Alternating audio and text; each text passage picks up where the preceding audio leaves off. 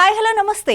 ఒకప్పుడు సౌత్ ఇండస్ట్రీలో స్టార్ హీరోయిన్గా ఓ వెలిగిన లైలా దాదాపు 2 దశాబ్దాల తర్వాత మళ్ళీ తెలుగు ప్రేక్షకులను పలకరించబోతున్నారు.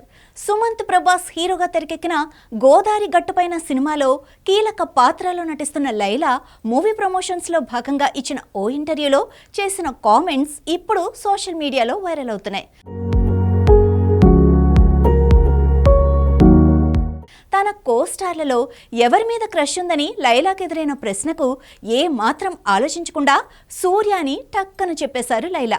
వెంటనే నవ్వుతూ ఇది వింటే జ్యోతిక నన్ను చంపేస్తుంది అంటూ సరదాగా కామెంట్ కూడా చేశారు. దీంతో అక్కడున్న వాళ్ళంతా నవ్వుల్లో మునిగిపోయారు.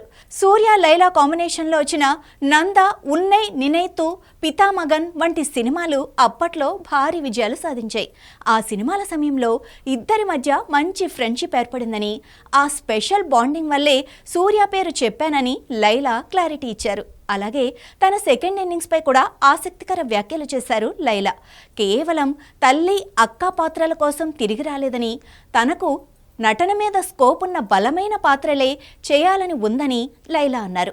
కార్తీ నటించిన సర్దార్తో సెకండ్ ఇన్నింగ్స్ ప్రారంభించిన లైలా ఇప్పుడు గోదారి గట్టుపైన సినిమాతో తెలుగు ప్రేక్షకులను మరోసారి మెప్పించనున్నారు. ఒకప్పుడు తన అందంతో ఆడియన్స్ ని మెస్మరైజ్ చేసిన లైలా ఇప్పుడు తన సెకండ్ ఇన్నింగ్స్ లో కూడా అదే మ్యాజిక్ రిపీట్ చేస్తున్నారు. అలాగే సూర్యపై లైలా చేసిన ఈ సరదా కామెంట్స్ కు జ్యోతిక ఎలా రియాక్ట్ అవుతారో అని నెటిజన్స్ కూడా ఫన్నీగా కామెంట్స్ చేస్తున్నారు.